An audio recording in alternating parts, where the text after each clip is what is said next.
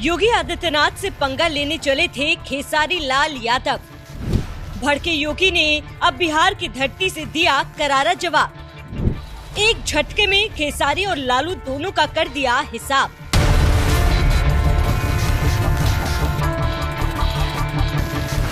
अयोध्या की पावन धरती पर भव्य राम मंदिर का निर्माण हो और उस भव्य मंदिर में राम लला विराजमान हो, इसके लिए लड़ाई लड़ने की जिम्मेदारी क्या सिर्फ बीजेपी की थी? क्या सिर्फ बीजेपी में ही हिंदू है? नहीं, बिल्कुल नहीं। लेकिन इसके बावजूद बात जब राम मंदिर आंदोलन की हो तो बीजेपी ने न सिर्फ इस आंदोलन में बढ़ चढ़ कर हिस्सा लिया, अपने हर चुनावी घोषणा पत्र में राम मंदिर निर्माण के एजेंडे को भी गर्व से शामिल किया। और 22 जनवरी साल 2024 को वो पावन दिन भी आ गया जब राम लला भव्य राम मंदिर में विराजमान हुए।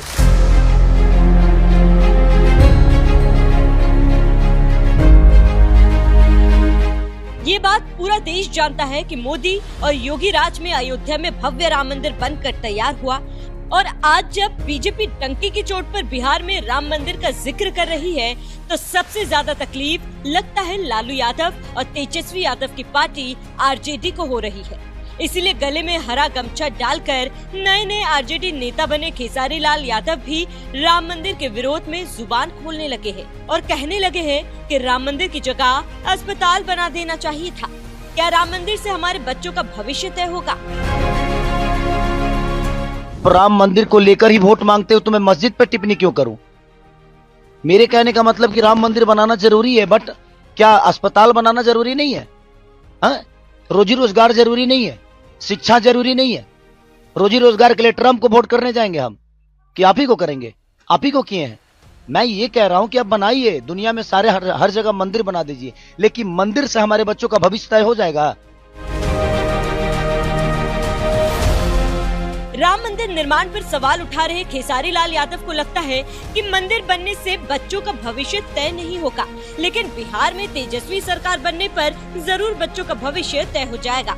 जिसका एक ट्रेलर उस वक्त देखने को मिला जब जिला समस्तीपुर के मोइनुद्दीन नगर विधानसभा क्षेत्र में आरजेडी के मंच से एक बच्चे ने कहा, बनने दो तेजस्वी भैया को मुख्यमंत्री, तब हम कट्टा लेकर घूमेंगे तो लोग हमें रंगदार कहेंगे।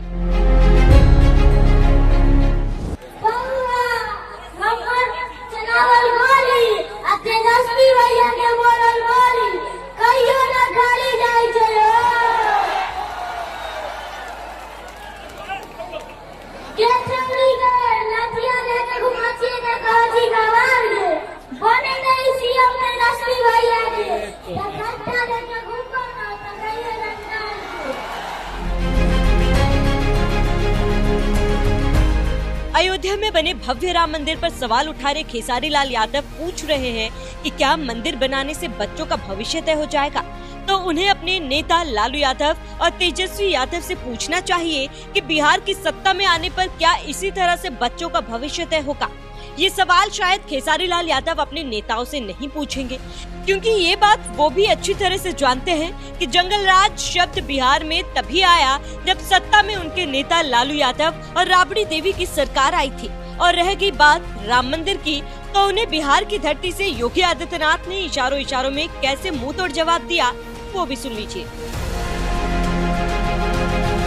याद करना, कांग्रेस कितनी भी बड़ी घोषणा करे, आरजेडी कोई भी घोषणा करे, कभी विश्वास मत करना, कभी विश्वास मत करना है।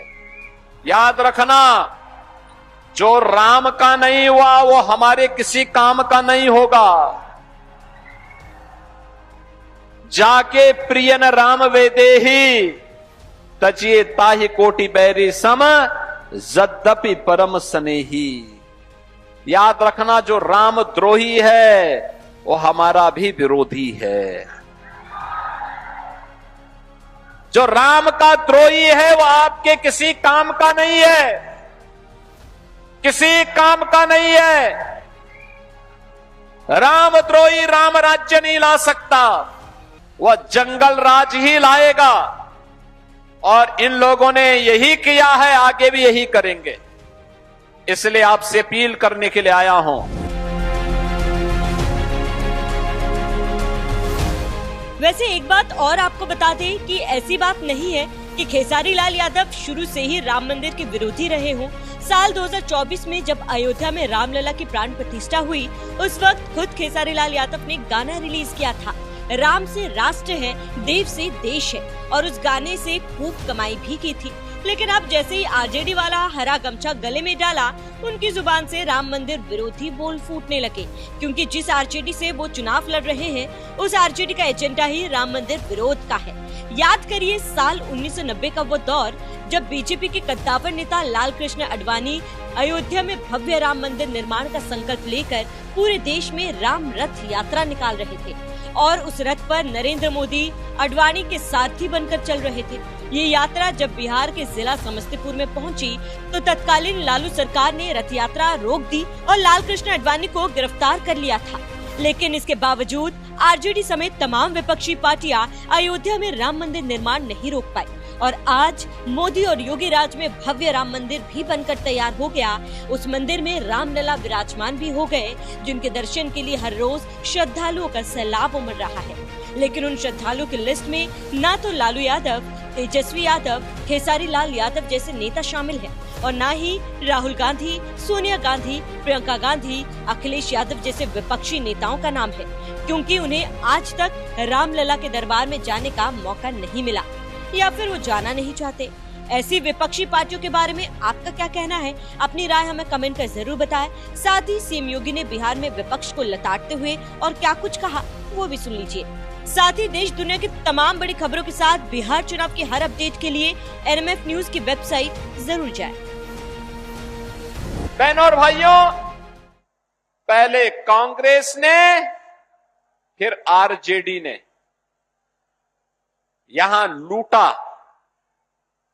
पहचान का संकट खड़ा किया, नौजवानों के रोजगार को छीना, अन्नदाता किसानों को बदहाल करके रख दिया, गरीबों को योजनाओं का लाभ नहीं दिया, विकास का पैसा अपने परिवार के विकास में लगा दिया। परिणाम क्या था? सब कुछ चौपट था। नक्सलवाद फैलता गया, माओवाद फैलता गया, माफियावाद फैलता गया, और सत्ता के समानांतर माफियाओं की सरकार चलने लग गई। बहनों और भाइयों, जिस बिहार ने भारत को नेतृत्व दिया था, कांग्रेस और आरजेडी ने उस बिहार के सामने, उस बिहार के नौजवानों के सामने, बिहार के नागरिकों के सामने पहचान का संकट खड़ा किया। अन्नदाता किसानों को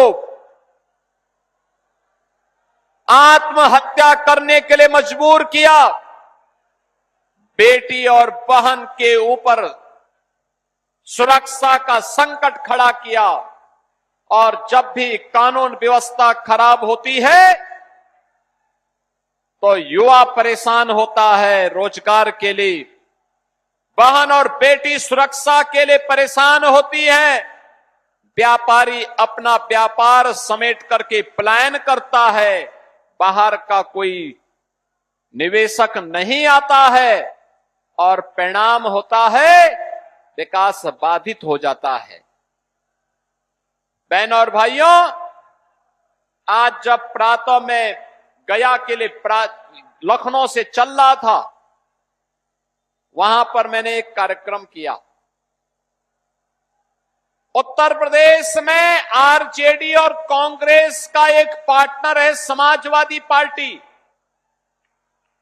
समाजवादी पार्टी का एक वहां पर माफिया था जो उसका शागिर्द रहता था। उस माफिया ने लखनऊ में समाजवादी पार्टी की सरकार के समय एक नहीं, गरीबों की जमीन पर और सरकारी जमीन पर 4 किले नुमे मकान बना डाले थे। हमारी सरकार आई, मैंने पूछा, भाई ये 4 किले नुमा बड़े बड़े बंगले किसने बनाए हैं? तो लोगों ने कहा कि फलाने ने। मैंने कहा भी ये तो कुख्यात माफिया है। लोगों ने कहा हां। तो मैंने कहा फिर बुलडोजर की कार्रवाई हो जाए ना। और बहनों और भाइयों, आज मुझे बताते हुए प्रसन्नता है, हमने उस जमीन को पहले प्लेन किया और फिर उसी जमीन पर गरीबों के लिए आसियाना हाई राइज बिल्डिंग बना करके, ऊंची बिल्डिंग बना करके गरीबों के आवास बना दिए गए। और आज प्रातः कार्तिक पूर्णिमा के अवसर पर जब लोग गंगा स्नान कर रहे थे, पवित्र नदियों में स्नान कर रहे थे, तब मैं लखनऊ में उन गरीबों को आवास का पट्टा दे रहा था, आवास उपलब्ध करवा रहा था। बहनों और भाइयों, जो काम उत्तर प्रदेश में समाजवादी पार्टी करती थी, कमोबेश वही काम कांग्रेस और आरजेडी के लोग बिहार में करते थे। और इसलिए इनका उपचार केवल एनडीए है, एनडीए।